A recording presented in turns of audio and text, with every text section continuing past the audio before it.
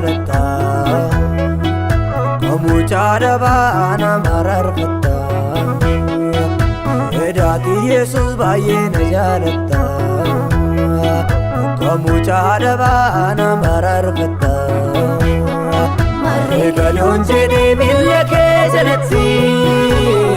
Sumatoon haftee haadha abbaa jaalatti Ani siin sagadaa miila kee jalatti Sumatoon haftee haadha abbaa jaalatti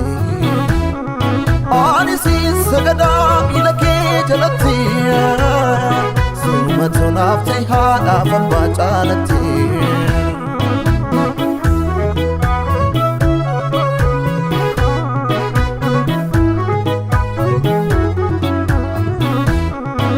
Galatomi kaya waaqara gaako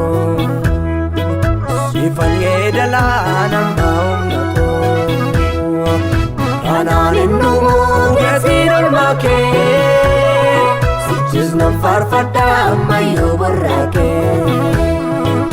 Kanaan hindumu geesiin olmaa kee Sichis nan faarfadha ammayyoo borraa kee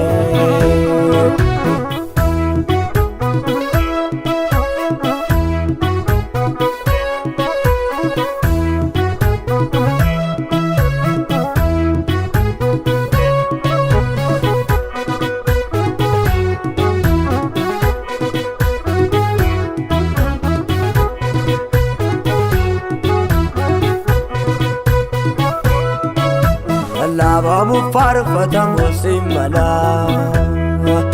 Yenyulla basa boba ke jala Barbadote ansi jalambu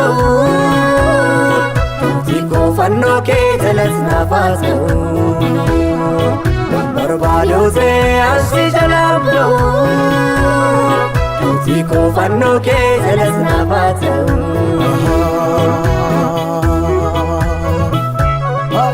Papa Jaalati Sumatoon haftee anaaf Naaftaate Anguddoonni diddamii arfan sunii Harkaa fuudhanii aaraan galfatanii Qulqulluu qulqulluu jedhanii si faarsu Dhummaa mootummaa keessan harka kaasu Qulqulluu qulqulluu jedhanii si faarsu Dhummaa mootummaa keessan harka kaasu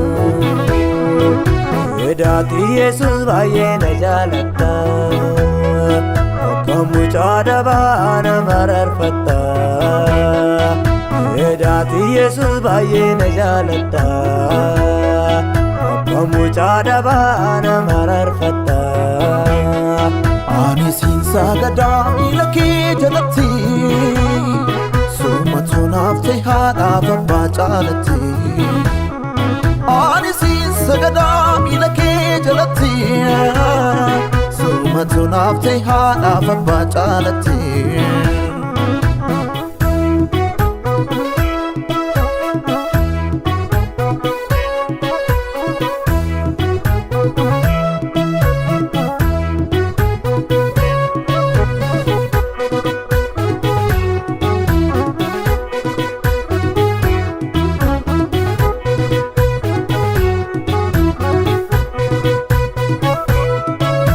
Ijaarustee dhiguufamuu qabda Siifuu salphaadhaati maalla dhabda Waaqalqa keetii eessumatti argatu Durin turre sichis tureen jiraatu Waaqalqa keetii eessumatti argatu Durin turre sichis tureen jiraatu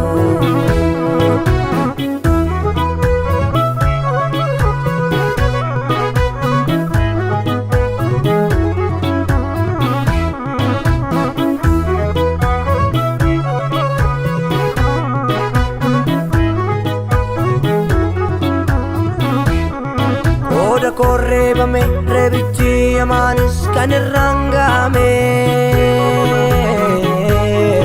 inni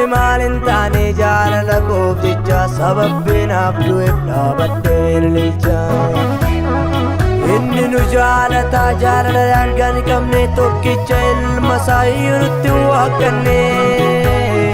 Lubbuu isaa nuuf kenne sobbii nu jaalatu waaqni akkasiin turre ammas ture hin jiraatu. Waaqni akkasiin turre ammas ture hin jiraatu.